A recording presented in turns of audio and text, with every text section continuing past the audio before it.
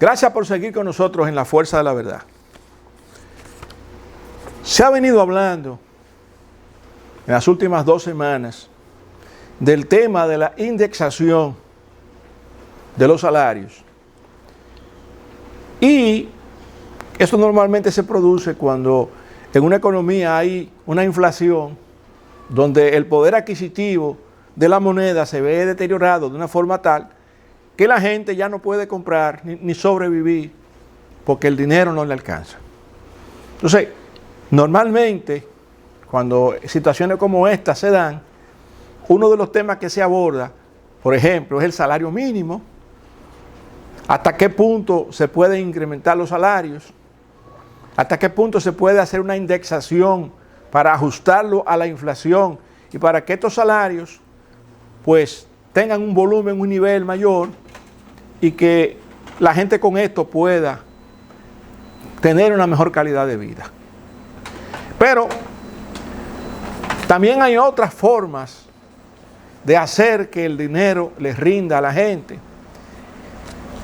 Y la forma, como lo ha estado mirando el Ministerio de Hacienda, es asumiendo esa posibilidad, pero diciendo que siempre y cuando no afecte las finanzas públicas, en el sentido de que la indexación que se estaría hablando no sería necesariamente por aumento salarial, sino por reducir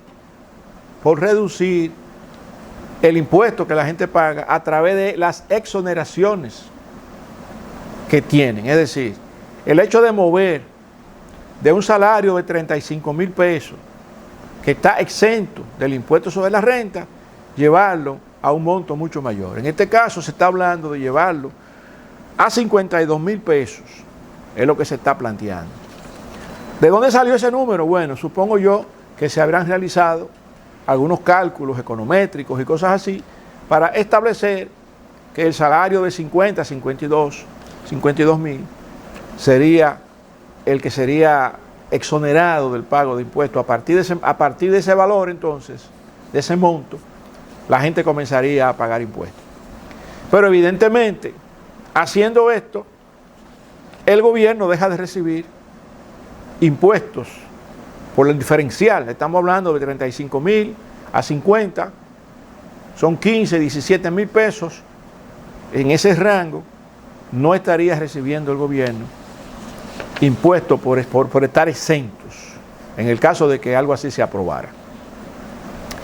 Pero también hay formas donde esa indexación por inflación se puede dar, como decíamos anteriormente, y es que los empresarios decidan hacer un incremento, un ajuste salarial. Pero ¿qué pasa cuando se produce un ajuste salarial? Inmediatamente una empresa incrementa los salarios de su personal, sus gastos suben. Al subir sus gastos, normalmente el empresario lo que hace es que transfiere esos costos adicionales a los precios de venta de sus productos o servicios, de manera que puede recuperar ese costo, manteniendo probablemente o tratando de mantener el margen de beneficios, ya que las empresas existen con el objeto de crear riquezas. Y se crea riqueza cuando se pueden vender, ofrecer los bienes y servicios por encima del costo que tiene la empresa o el negocio para poder producir, para poder vender esos bienes y servicios. Vender por debajo del costo significa perder en cada unidad de ventas. Y esa no es la idea de un empresario. Entonces la idea, cuando se da esa parte, un aumento salarial general en una empresa, aumentan los gastos, normalmente aumentan los precios para mantener el margen. Ellos sabrán cómo administran, cómo calculan, cómo combinan su portafolio de bienes y servicios que ofrecen al público para poder mantener una rentabilidad que sea aceptada por los accionistas de la empresa. Porque el compromiso que normalmente se tiene en empresas organizadas es poder reportar beneficios y dividendos a sus inversionistas. Cuando las empresas se manejan de esta manera que acabamos de exponer, el Estado sigue recibiendo los impuestos, porque al contrario, va a recibir probablemente impuestos adicionales en el caso del ITEVIS, porque un valor adicional se estaría sumando a las ventas por el aumento de precio que se produce. Pero desde el punto de vista del asalariado, si le aumentan el salario y también le aumentan los precios generalizados en la economía, entonces su salario va a seguir rindiendo igual que antes.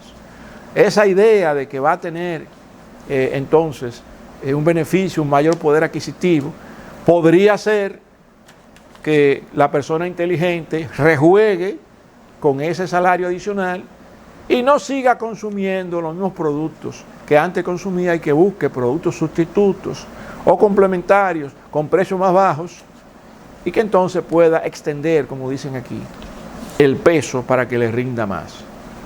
En el caso contrario, cuando el empresario decide hacer un incremento salarial y no transferir ese costo agregado al precio de venta, entonces se reduce el margen de beneficio, la empresa gana menos, gasta más y gana un poco menos, y ganando un poco menos también paga menos impuestos sobre la renta al Estado. Si nos ponemos a ver, al Estado le conviene que si las empresas aumentan los salarios, también aumenten los precios, porque aumentando los precios, el volumen de las ventas se impacta, y aumentándose el volumen de las ventas, tienen entonces un ingreso adicional con el impuesto a la transferencia de los bienes industrializados y de servicio, como lo es el ITEVIS. Entonces, no es tan sencillo tomar la decisión, porque desde el punto de vista del Estado, del gobierno, de Hacienda, pues hacer esa indexación llevando a 50, 52 mil pesos el salario libre de impuestos, habría que ver cuál es el impacto que eso tendría en las finanzas públicas, cómo eso afectaría a los ingresos o concepto de ese impuesto, y ver hasta qué punto esto no dañaría o no amplificaría el tema del famoso déficit fiscal que supuestamente pues tenemos aquí y que tanto daño le hace a la economía. Entonces, no es tan sencillo tomar la decisión. Mucha gente piensa que esto tiene también un enfoque político, independientemente del costo. Yo puedo tomar un financiamiento, yo puedo endeudar más el país, cubrir ese déficit adicional que estaríamos provocando como consecuencia de ingresos menores, ya que habría menos impuestos sobre la renta a los asalariados por la exoneración que estaríamos teniendo. Y entonces, supongo yo que se va a producir una reunión entre Hacienda y los empresarios, sobre todo aquellos empresarios, aquellas empresas de mayor tamaño que tienen mayor impacto a nivel de las nóminas, a ver hasta qué punto se pueden tomar ese tipo de decisiones o una mezcla donde puedan producirse incrementos salariales, por un lado, sin que eso dañe de manera sensible la productividad. Si las empresas aumentan el salario, llevamos entonces el salario de los empleados a una escala superior a la que tenía anteriormente. Y probablemente hayan personas que no pagaban impuestos, que comienzan a pagar impuestos. Es decir, que por el simple hecho de que los empresarios aumenten el salario, si el nuevo salario no está exonerado, entonces habrá nuevos contribuyentes al sistema, lo que también sumaría ingresos fiscales adicionales que Hacienda diría que le conviene. Fíjense lo complejo que es el tema. Se puso sobre la mesa el tema como algo sencillo, que si no hay esa indexación, decía un senador, el senador del distrito, si no se produce esa indexación, su partido no va a apoyar el presupuesto del año 2026. Pero no nos olvidemos de algo. El presupuesto del año 2026, que puede tener macos y cacatas, no tiene nada que ver con el tema de la indexación. Yo veo esto más como un chantaje barato, porque de antemano se sabe que el Partido Revolucionario Moderno tiene por encima del 95%, o por lo menos el 95%, de la nómina de los senadores. Es decir, que no tienen que pedirle permiso a nadie. ¿Qué fuerza tiene ningún otro partido que no sea el PRM a nivel de los senadores? Pero a nivel de la Cámara de Diputados también, por encima del 80% de los diputados son del PRM y aliados. Así es que estamos queriendo hacer un bulto con este tema, cuando el poder absoluto, lamentablemente para algunos, favorablemente para otros, el poder absoluto en este momento lo tiene el Partido Revolucionario Moderno. Y porque ellos quieren, porque ellos les da la gana, le dan participación a los demás partidos que tienen representación en el Congreso Nacional. Si el Partido Revolucionario Moderno quisiera, hasta modifica la Constitución con o sin la participación de los demás partidos políticos, porque tiene mayoría aplastante en las dos cámaras. Así es que es una decisión que va a tener que tomar el gobierno, independientemente del bulto que se quiera hacer desde la oposición, y tomarán la decisión más conveniente de acuerdo a sus finanzas y al manejo financiero que le están dando a los ingresos y gastos del país. Gracias por escucharnos con estos comentarios en el día de hoy en La Fuerza de la Verdad. Y no te olvides, acuérdate de tu Creador ahora que eres joven. No esperes los días en que ya no sientas placer vivirlos. Apártate del mal, haz el bien, busca la paz y síguela.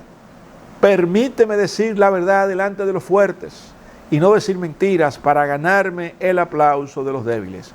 Gracias por acompañarnos en el día de hoy con estos comentarios en La Fuerza de la Verdad.